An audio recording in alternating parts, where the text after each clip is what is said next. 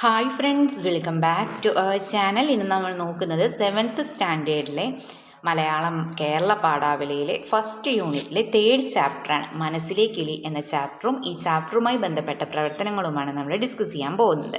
Okay, നമുക്ക് കഥ വായിച്ചു നോക്കാം അല്ലേ. മനസ്സിലെ കിളി. വേനൽ അവധിക്കാലം വന്നു. പിക്ലുവിന് സ്കൂളിൽ പോകേണ്ടതില്ല. എന്നിട്ടും രാവിലെ തന്നെ അവൻ ഉണർന്നു. ഉറക്കച്ചടവോടെ കണ്ണുകൾ തിരുമ്മിക്കൊണ്ട് അവൻ പൂന്തോട്ടത്തിലേക്ക് ഇറങ്ങി. അവൻ്റെ മനസ്സിലെ കിളി അശാന്തനായിരുന്നു. കാരണം കിളികളുടെ കലപില ശബ്ദങ്ങളാണ് എന്നും രാവിലെ അവനെ ഉണർത്തിയിരുന്നത്. പൂന്തോട്ടത്തിലെത്തിയ പിക്ലു പക്ഷികളെ തിരഞ്ഞു. പക്ഷെ ഒന്ന് ശ്രദ്ധിച്ചു നോക്കിയപ്പോൾ കുരുവി, വായാടിക്കിളി, ബുൾബുൾ, തത്ത തുടങ്ങി പലതരം പക്ഷികളെ അവൻ കണ്ടു. ഓരോരുത്തരായി അവനെ സന്തോഷപൂർവ്വം എതിരേറ്റു. 1, 2, 3 ഇങ്ങനെ ഓരോന്നിനെയായി പിക്ലു എണ്ണ തുടങ്ങി. അങ്ങനെ കണ്ടും ആസ്വദിച്ചും എണ്ണിയും അവൻ ഗേറ്റിനു വെളിയിലെത്തി. പെട്ടെന്ന് മഞ്ഞച്ചുണ്ടുള്ള 2 മൈനകൾ അവൻ്റെ തലയ്ക്ക് മുകളിലൂടെ പറന്നുപോയി. പിക്ലുവിന് സന്തോഷമായി.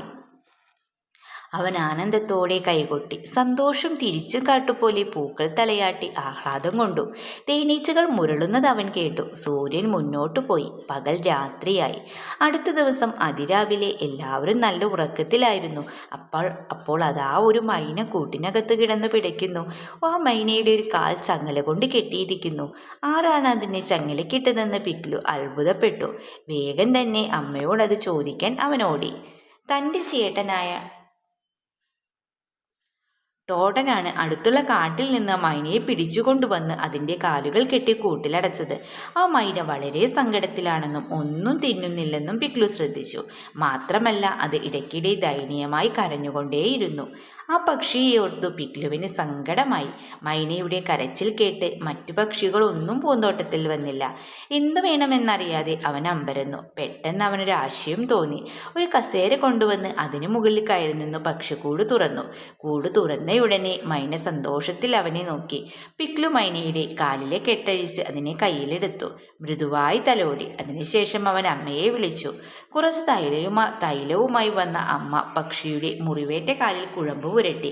മൈനയ്ക്ക് ആശ്വാസം തോന്നി. അത് പിക്ലുവിനെ നോക്കി പുഞ്ചിരിച്ചു.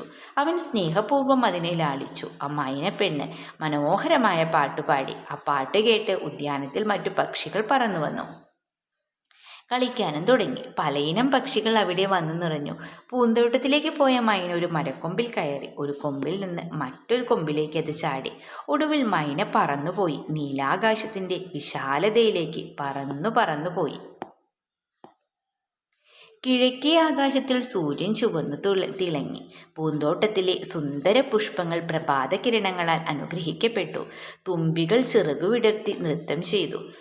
തേനീച്ചകളും പൂമ്പാറ്റികളും വർണ്ണപുഷ്പങ്ങൾക്ക് ചുറ്റും ആഹ്ലാദത്താൽ ഇളങ്ങി പറഞ്ഞു.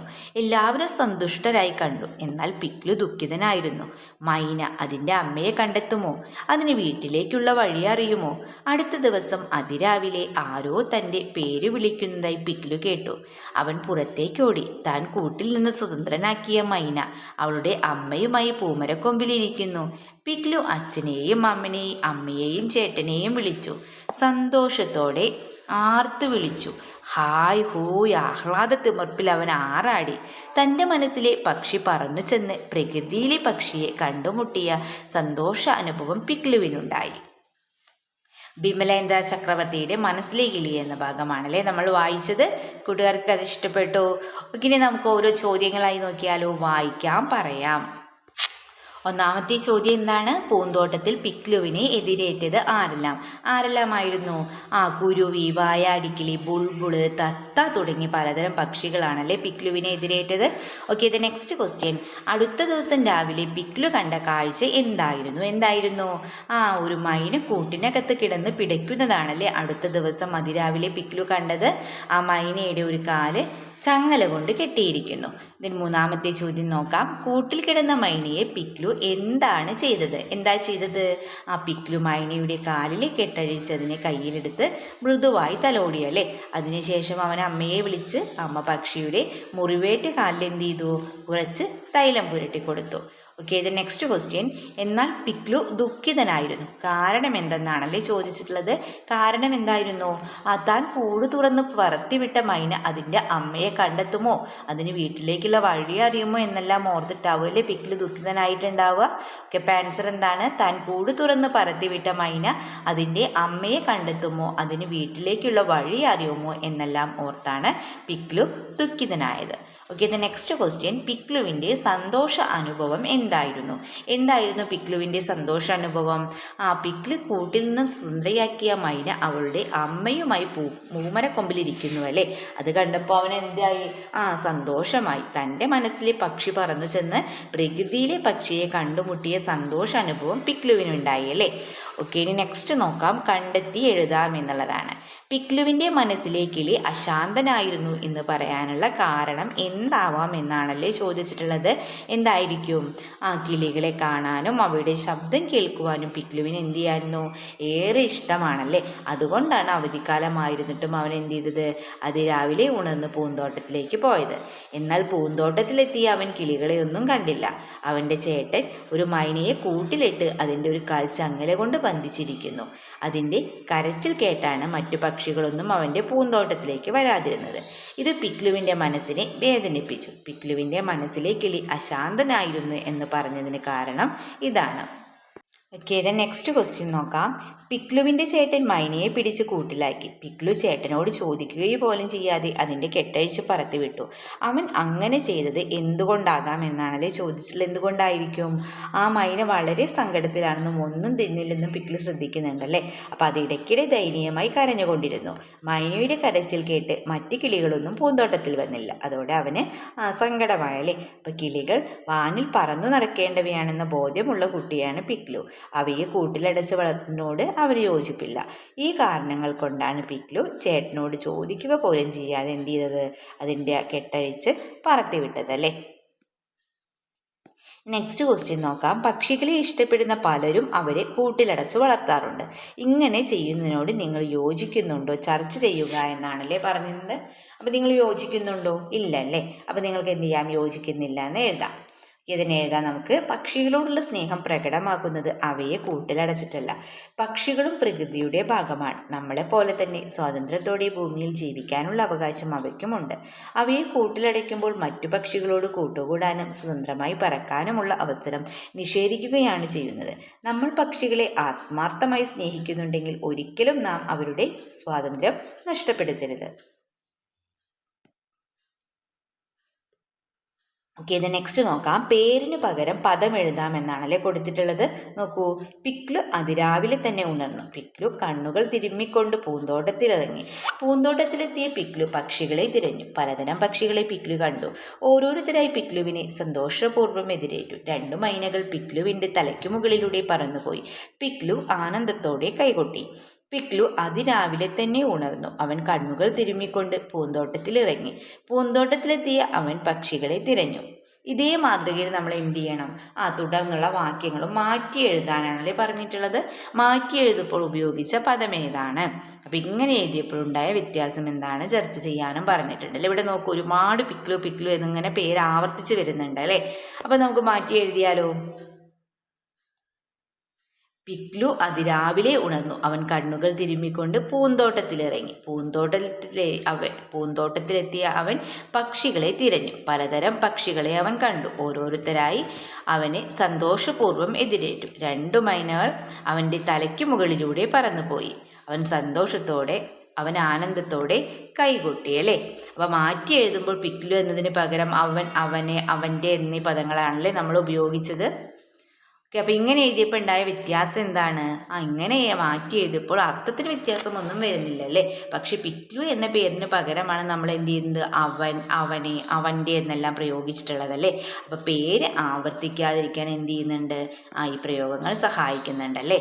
ഓക്കെ, ഇനി നോക്കൂ, കൂടുതൽ വാക്യങ്ങൾ കണ്ടെത്തി എഴുതുക എന്ന് പറഞ്ഞിട്ടുണ്ടല്ലേ. നോക്കാം, അതിനു മുൻപ് നോക്കൂ, വ്യത്യാസം തിരിച്ചറിയാം എന്നതാണല്ലേ. പിക്ലു ദുഃഖിതനായിരുന്നു, അമ്മ ദുഃഖിതയായിരുന്നു, അവർ ദുഃഖിതരായിരുന്നു.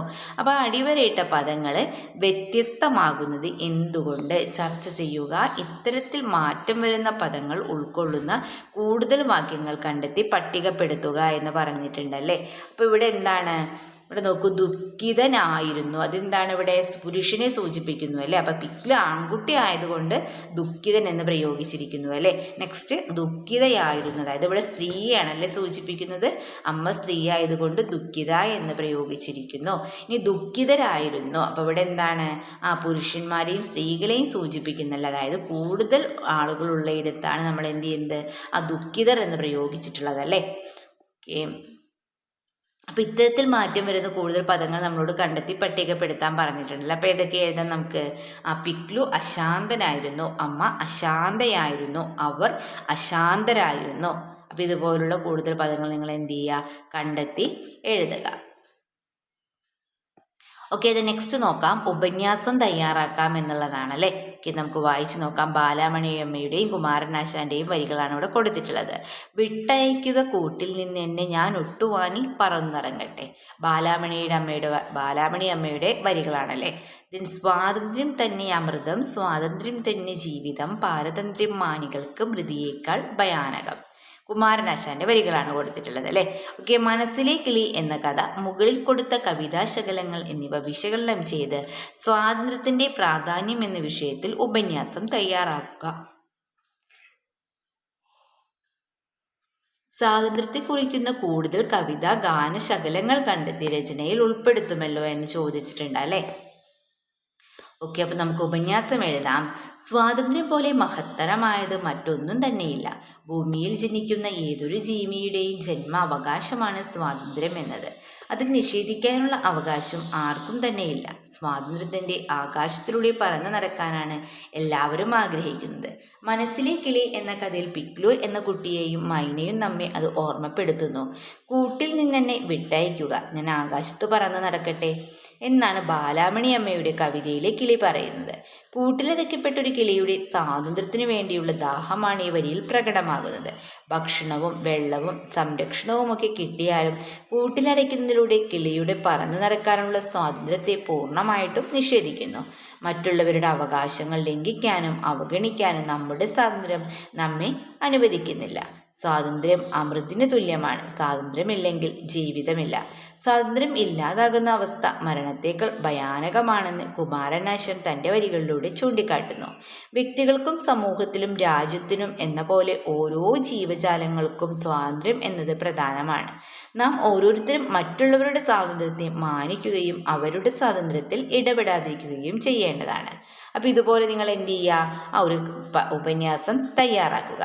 ഓക്കെ, ഇത് നെക്സ്റ്റ് ആക്ടിവിറ്റി എന്ന് പറയുന്നത് കഥാപാത്ര നിരൂപണമാണ്. ആരെ കുറിച്ചിട്ടാണ്? ഈ കഥയിലെ പ്രധാന കഥാപാത്രമാണ് ആര്? അല്ലെ, പിക്ലു. ഓക്കെ, അപ്പോൾ അവൻ്റെ എന്തെല്ലാം സവിശേഷതകളാണ് നിങ്ങളുടെ ശ്രദ്ധയിൽപ്പെട്ടത്? പിക്ലു സ്വഭാവമുണ്ട്, പ്രകൃതി നിരീക്ഷണം പോലുള്ള സവിശേഷതകൾ, കിളികളോടുള്ള ഇടപെടൽ, രൂപം, പ്രായം, വേഷം, ഇത്രയും പോയിന്റ്സ് നമുക്ക് നൽകിയിട്ടുണ്ട് അല്ലേ. അപ്പോൾ ഇതെല്ലാം ഉൾക്കൊള്ളിച്ചുകൊണ്ട് നമ്മൾ എന്ത് ചെയ്യണം? പിക്ലുവിൻ്റെ കഥാപാത്ര നിരൂപണം എഴുതാം അല്ലേ. അപ്പോൾ എന്തൊക്കെ പോയിന്റ്സ് നമുക്കിതിൽ എഴുതാം? ദയ എഴുതാം, അതുപോലെ ധൈര്യം, പ്രകൃതി സ്നേഹം, സഹജീവി സ്നേഹമൊക്കെ എഴുതാം അല്ലേ. അപ്പോൾ ഇത്രയും പോയിന്റ്സ് ഉൾക്കൊള്ളിച്ചുകൊണ്ട് നമുക്ക് എന്ത് ചെയ്യാം? പിക്ലുവിൻ്റെ കഥാപാത്ര നിരൂപണം തയ്യാറാക്കാം. മനസ്സിലെ കിളി എന്ന കഥയിലെ കേന്ദ്ര കഥാപാത്രമാണ് പിക്ലു. പക്ഷികളോടും പ്രകൃതിയിലെ മറ്റു ജീവജാലങ്ങളോടും അതിയായ സ്നേഹവും അനുകമ്പയും നിറഞ്ഞതായിരുന്നു അവൻ്റെ പെരുമാറ്റം. പിക്ലുവിൻ്റെ ഒരു ദിവസം ആരംഭിക്കുന്നത് പക്ഷികളെ നിരീക്ഷിക്കുകയും അവയെ ആഹ്ലാദത്തോടെ നോക്കിക്കാണുകയും ചെയ്യുന്നതിലൂടെയാണ്. അവൻ എന്നും രാവിലെ നേരത്തെ ഉണർന്ന് പൂന്തോട്ടത്തിലെത്തി കിളികളെ നിരീക്ഷിക്കും. അവ കലപില ശബ്ദങ്ങളോടെ അവനെ എതിരേൽക്കുകയും കിളികളുടെ എണ്ണമെടുത്തും പൂക്കളെയും തേനീച്ചകളെയും കണ്ടും അവൻ ആനന്ദിക്കും. ഒരിക്കൽ ഒരു മൈനയുടെ കരച്ചിൽ കേട്ടെത്തിയ പിക്ലു കണ്ടത് അവൻ്റെ ചേട്ടനായ ടോട്ടൻ ഒരു മൈനയെ പിടിച്ച് കാലുകൾ കെട്ടി കൂട്ടിലടച്ചിരിക്കുന്നതാണ്. കിളികളെ കൂട്ടിലടച്ച് വളർത്തുന്നതോട് പിക്ലുവിന് എതിർപ്പായിരുന്നു. മൈനയെ അവൻ മോചിപ്പിക്കുകയും അമ്മയുടെ സഹായത്തോടെ അതിൻ്റെ മുറിവേറ്റ കാലിൽ കുഴമ്പ് പുരട്ടുകയും ചെയ്തു. മൈന അമ്മയെ കണ്ടെത്തുമോ വീട്ടിലെത്തുമോ എന്നെല്ലാം ഓർത്ത് ദുഃഖിതനായിരുന്നു പിക്ലു. പിറ്റേന്ന് അതിനെ അമ്മയോടൊപ്പം കണ്ടപ്പോഴാണ് അവന് സന്തോഷമായത്. പിക്ലുവിൻ്റെ പ്രകൃതിയോടും സഹജീവികളോടുമുള്ള സ്നേഹവും കാരുണ്യവുമെല്ലാം ഈ കഥയിൽ പ്രകടമാവുന്നുണ്ടല്ലേ. അപ്പോൾ ഇതുപോലെ നിങ്ങൾ എന്ത് ചെയ്യുക? പിക്ലുവിനെ കുറിച്ചൊരു കഥാപാത്ര നിരൂപണം എഴുതുക. ഓക്കെ, നോക്കൂ, സംഭാഷണം തയ്യാറാക്കി അഭിനയിക്കാം എന്ന് പറഞ്ഞിട്ടുണ്ടല്ലേ. മനസ്സിലെ കിളി എന്ന കഥയിലെ കഥാപാത്രങ്ങൾ നടത്താനിടയുള്ള സംഭാഷണം എഴുതുക, ചെറുസംഘങ്ങളായി നാടക രൂപത്തിൽ അവതരിപ്പിക്കാൻ പറഞ്ഞിട്ടുണ്ടല്ലേ. നമുക്ക് ഔചിത്യം കണ്ടെത്താം. ഇളങ്കാറ്റ് തെല്ലൊന്ന് തൊട്ടുന്നു വന്ന എന്ന ശീർഷകം ഈ യൂണിറ്റിന് എത്രമാത്രം യോജിക്കുന്നു? ഈ യൂണിറ്റിലെ പാഠഭാഗങ്ങളിലെ ആശയങ്ങളുമായി ബന്ധപ്പെടുത്തി ശീർഷകത്തിൻ്റെ ഔചിത്യം പരിശോധിച്ച് കുറിപ്പ് തയ്യാറാക്കാനാണല്ലേ പറഞ്ഞിട്ടുള്ളത്.